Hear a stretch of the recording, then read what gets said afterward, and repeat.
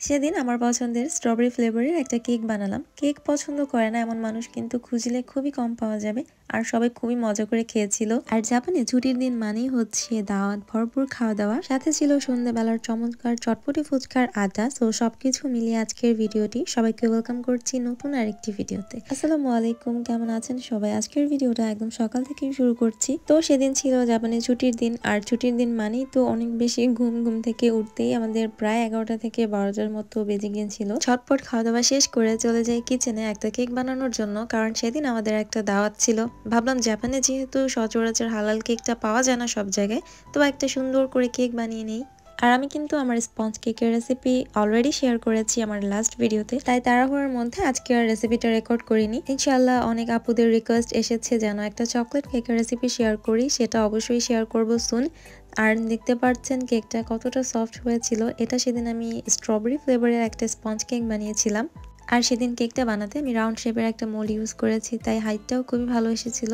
আর কেকটাকে আমি 3টা লেয়ারে ভাগ করেছি, আর প্রত্যেকটা লেয়ারের ভেতরে হচ্ছে আমি এরকম মিল্ক সিরাপ দিয়ে দিয়েছি। আর ভেতরে এরকম মিল্ক সিরাপ দেওয়ার কারণে কিন্তু কেকটা অনেক সফট থাকে।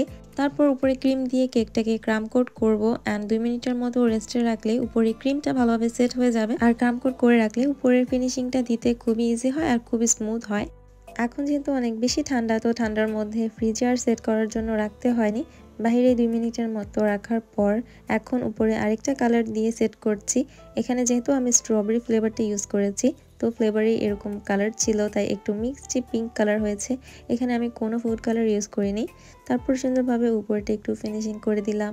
তারপর এখানে 2D নজল দিয়ে আমি একটা ডিজাইন করে নিচ্ছি। এটা অনেকটা বেনির মতো দেখা যায়, খুবই সিম্পল করতে, বাট দেখতে খুবই সুন্দর লাগে, খুবই কিউট লাগে। এই কালারের সাথে আমার মনে হয়েছে এই ডিজাইনটা একদম পারফেক্ট হবে। তো উপরে দিয়ে এরকম সুন্দর ডিজাইন করে দিলাম, আর সাইড দিয়েও একটা বর্ডার ক্রিয়েট করে নিচ্ছি। এই বর্ডার দেওয়ার কারণে অনেক সুন্দর একটা লুক চলে আসে। তারপর ডেকোরেশনের জন্য উপর দিয়ে ছোট বড় কিছু সুগার বল ব্যবহার করছি, আর এগুলো দেওয়ার পর কেকটা আরো অনেক বেশি প্রিটি লাগছিল। তারপর আমি কিছু গোল্ডেন লিফ ব্যবহার করব, আর এই গোল্ডেন লিফগুলো আমি বাংলাদেশ থেকে নিয়ে এসেছিলাম। বাংলাদেশে থাকতেও আমি এরকম অনেক কেক বানিয়েছি, আমি ডেলিভারিও করেছি কেক, তার জন্য আমার কেকের এগুলো ছিল। আর এই হচ্ছে আমার কেকের ফাইনাল লুক। আপনারা অবশ্যই কিন্তু কমেন্ট করবেন যে কেকটা দেখতে কেমন হয়েছে। যেহেতু রেগুলার করা হয় না, প্র্যাকটিস নেই, তো তার জন্য ভুল ত্রুটি থাকতে পারে। অ্যান্ড কেকের টেস্ট কেমন হয়েছে সেটা আপনাদের সাথে একটু পরেই শেয়ার করব। তো আমরা রওনা দিই, অ্যান্ড হচ্ছে আমরা যাদের বাসায় যাচ্ছি আজকে, আমাদের বাসা থেকে প্রায় 2 থেকে আড়াই ঘন্টার ড্রাইভ, অনেকটা লম্বা রাস্তা। জাপানের 2-2.5 ঘন্টার ড্রাইভ মানে বাংলাদেশের প্রায় 4-5 ঘন্টার তো হবেই, কারণ এখানে তেমন কোনো সিগন্যাল থাকে না, জ্যাম থাকে না। তো টানা ড্রাইভ করে যেতে 2-2.5 ঘন্টার রাস্তা মানে অনেকটা লম্বা রাস্তা। সেদিন আমি ফার্স্ট দিনের এই সুন্দর ড্রেসটা পরেছিলাম, আপনারা অলরেডি এই ড্রেসটা দেখেছেন। তার উপর দিয়ে জাস্ট ওভারকোট নিয়েছি, আর কিছুই না। সেদিন প্রচুর পরিমাণে রোদ ছিল, আর ঠান্ডার মধ্যে এরকম রোদ থাকলে কিন্তু বেশ ভালো লাগে। আলহামদুলিল্লাহ আমরা যেদিনই বের হই না কেন ওয়েদারটা খুবই ভালো পাই, খুবই ভালো থাকে। আর এই ঠান্ডার মধ্যে যদি ওয়েদার খারাপ থাকে তাহলে কোথাও যে একটুও শান্তি নেই।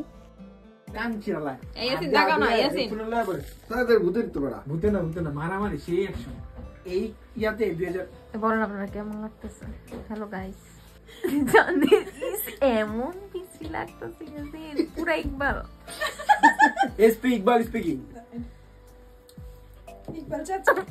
আমরা আপনাদের বাসায় চলে আসলাম, আর এসেই দেখি টেবিলের মধ্যে কি সুন্দরভাবে সবগুলো খাবার সাজানো, মানে এমন কোনো আইটেম নেই যে বাদ আছে এখানে। আর আপুর হাতের রান্না মাশাআল্লাহ অনেক মজা, আপুকে দেখাচ্ছি না, আপু একটু ক্যামেরা শাই। তারপর এখানে মোস্ট ইন্টারেস্টিং থিং হচ্ছে এই পাতিলটা। অনেকদিন পর বাংলাদেশের এই পাতিল দেখলাম, প্রায় 1 বছর পর। মাছ মাংস থেকে শুরু করে শাক ভর্তা সবকিছুই ছিল। তারপর সবকিছু খাবার সাজিয়ে নিয়ে আমরা বসে গেলাম লাঞ্চ করার জন্য। সবকিছু ভিডিও করার পর তারপরে দেখি আবার চলে এসেছে চিকেন কাবাব। এই কাবাবটা খেতেও অনেক বেশি টেস্টি ছিল। এই যে আমার জাপানের ফার্স্ট বেড শেয়ার হয়েছে ভাইয়ের সাথে, ঠিক আছে? একসাথে ছিলাম, বাট আমার বউ এখন চলে আসছে, বাট মেহেদি ভাই এখন ওই যে জয়ের সাথেই, তার জন্য আমরা মেয়ে খুঁজতেছি। তো আপনারা দেখেন, ঠিক আছে? কমেন্ট করেন। কই গেল মেহেদি হাসান? আচ্ছা, মেহেদি যে মেয়ে খুঁজতেছি দেখে সে এখন ওই যে সাজতে গেছে, বুঝছেন? একটু ওয়েট করেন, ওই যে আস্তে আস্তে। খাওয়া দাওয়া শেষ করলাম, তারপর আমরা একটু বাইরে ঘুরতে বের হই। আপুদের বাসার সামনে লালাপোর্ট ছিল, তো সেখানে চলে আসলাম। অ্যান্ড দেখি এখানে একটা গেম চলছিল। মানে তোমার একটা গেম আছে আর কি।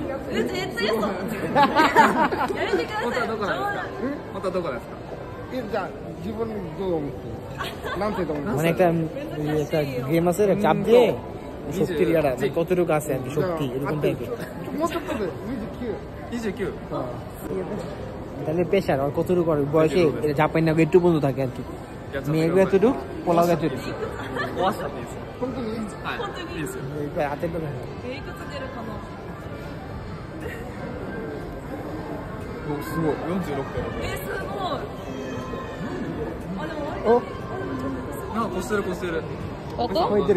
মানে জাপান না থেকে অত বেশি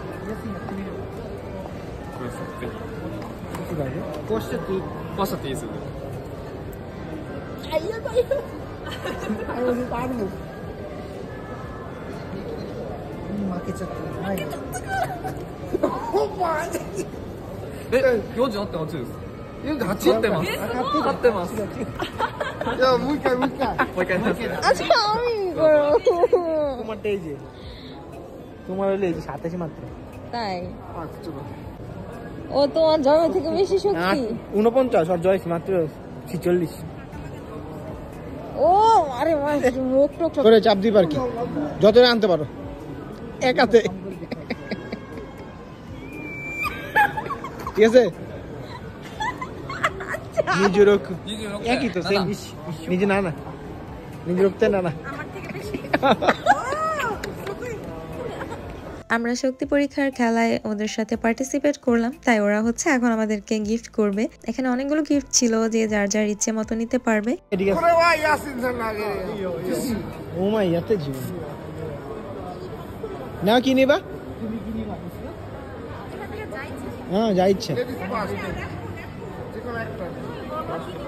তোমার ইচ্ছা। জায়গাটা লয়ে নাও, টিস্যু না টিস্যু, গাড়ি গাড়ি দিয়ে কুরমা চুকালে ইয়ে দোষ।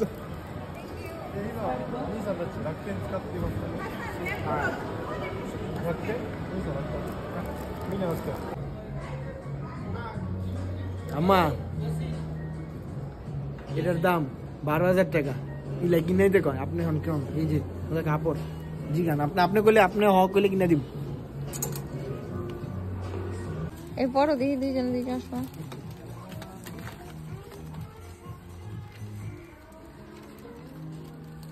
ইকবাল সাহেব, প্রফেসর ইকবাল। পেটটা এত বড় লাগতেছে কেন ইকবাল সাহেবের?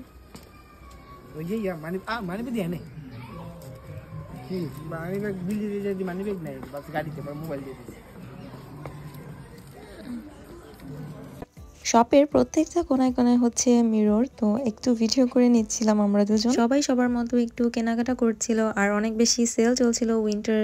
আমরাও দুজন দুইটা ক্যাপ পরে একটু পোজ নিচ্ছিলাম, আর এই ক্যাপগুলো আমার কাছে অনেক বেশি কিউট লাগে। তারপর আবার আপুদের বাসায় চলে যাই। তারপরে এখানে সবকিছু দেখতে পাচ্ছেন সাজিয়ে নিয়েছি। আমার বাসা থেকেই ফুচকার জন্য ঘুমনি একদম রেডি করেই নিয়েছিলাম, আর এই ত্বকটাও বানিয়ে এনেছিলাম। আর যাওয়ার পথে ফুচকার প্যাকেট নিয়ে গিয়েছিলাম, সেখানে যে ইনস্ট্যান্ট ফুচকাগুলো জাস্ট ভেজে নিয়েছি। শুকনো মরিচ খাই লাভ কি?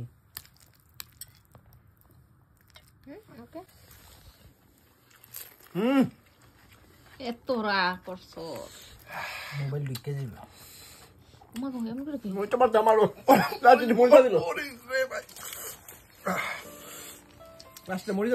মজা করে সবাই ঝাল খাওয়ার পর এখন হচ্ছে ডেজার্ট খাওয়ার পালা। এখন আপু আর ভাইয়াকে দিয়ে কেকটা কাটিয়ে নিলাম। এখন চলেন কেক খাওয়ার পর সবার রিয়াকশনটা দেখি।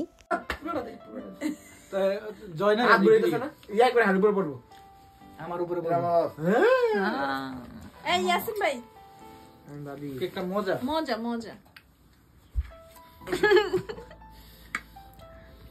দেখছি একটুখানি খায়। হাতে রাখলোই তো, হাতে না করলে কেকটা বানাবে না ভাই। আর এই করতে করতে আজকের দিনটা শেষ, আমরা বাসায় চলে আসি। দেখা হবে নতুন ভিডিওতে। আজকের ভিডিওটা এই পর্যন্তই শেষ করছি। ভালো লাগলে অবশ্যই লাইক কমেন্ট শেয়ার করতে ভুলবেন না। সবাই ভালো থাকবেন, সুস্থ থাকবেন। আল্লাহ হাফিজ।